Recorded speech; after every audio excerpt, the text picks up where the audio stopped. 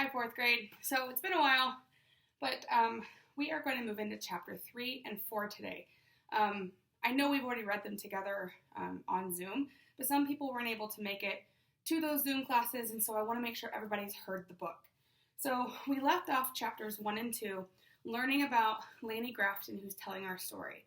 We also learned about Laura, and she's brand new to the school in Paris, Missouri.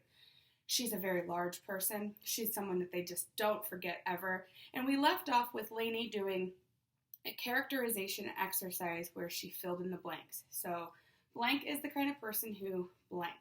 And then I asked you to do the same thing for yourself, for Lainey as a character and Laura as a character. We're moving on. Chapter 3, this is also one of your graded assignments from week 2, is a frozen moment. So when I read about Lainey's frozen moment, I want you thinking about something in your life that you're never going to forget.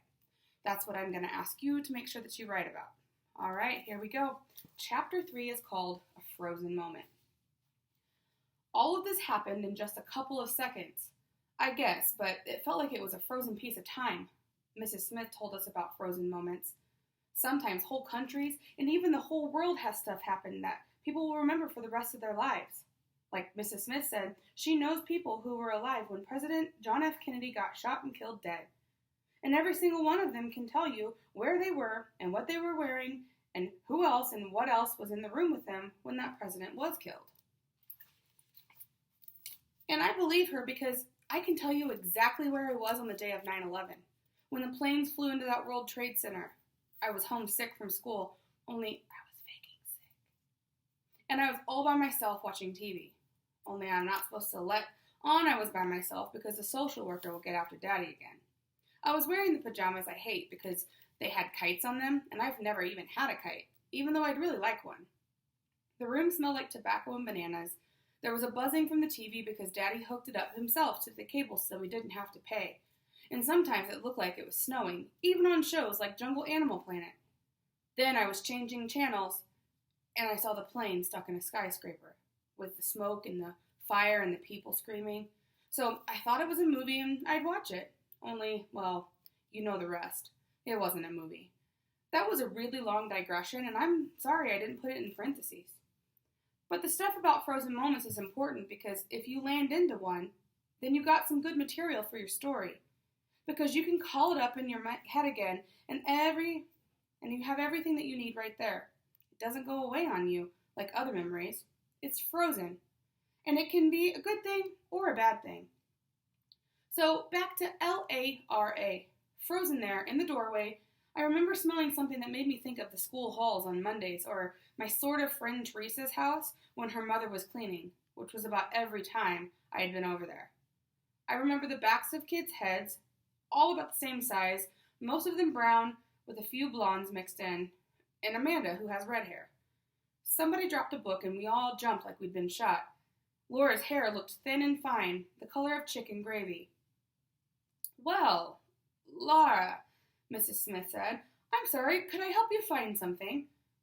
"No, thank you," she said, as if our teacher had just offered her a chocolate bar, but she'd already eaten a dozen of them. She said every single consonant and vowel in her words, and made me think of the way our principal talks when she's speaking into the microphone for assemblies.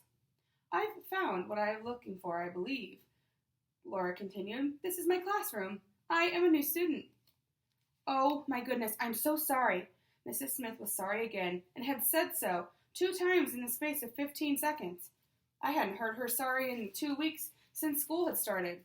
She hurried down the aisle to the new girl. "I thought you'd be here last week." "Then I guess I forgot. Laura Phelps, isn't it?" Laura nodded. Mrs. Smith walked up to her and stood in front of her, but didn't seem to know whether to shake her hand or take her arm. So she didn't do either one and ended up holding her own arms. It surprised me to see Mrs. Smith was a head taller than the new girl, because I would have guessed the other way around. But it must have been because overall, Laura was bigger, like a whole lot bigger. And Mrs. Smith is no skinny model herself. I don't know much about weight because Matt, my middle big brother, broke our scale by throwing it at Robert, my biggest big brother, when Robert took too long in the bathroom one day. But if I were guessing, and if I said Mrs. Smith weighed 100 pounds, then I'd guess Laura weighed 300. Well, Mrs. Smith said, like she was super excited to have a 300-pound student added to the class, let's find you a seat, shall we? I knew because it was my week to do a head count that we had 21 kids in our class, and we had 22 desks. So you'd think that that would be okay, only there was no way that a 300-pound student was going to fit in that desk, which was really just a chair with a desk arm over it, and the arm opens up so you can shove your stuff inside. Mrs. Smith turned to the empty chair, which just happened to be next to mine. She stared at it like she had never seen a chair before, like she was wondering how that thing got into her room. She'll break it into 100 million pieces, Joey cried. Joey, Mrs. Smith snapped. Keep your mouth closed. She turned back to Laura then. Tell you what, she said, I'm going to work on getting you another chair. A desk. She glanced at her watch. It's just about recess time. Why don't we all go out to recess? I think Teresa said something like, yes, and I think Wayne yelled, cool, recess, first bat. But the frozen moment was all over by then, so I can't be sure about that part because the words aren't frozen like the rest of it is. And besides, I was busy wondering what a person that big could do at recess.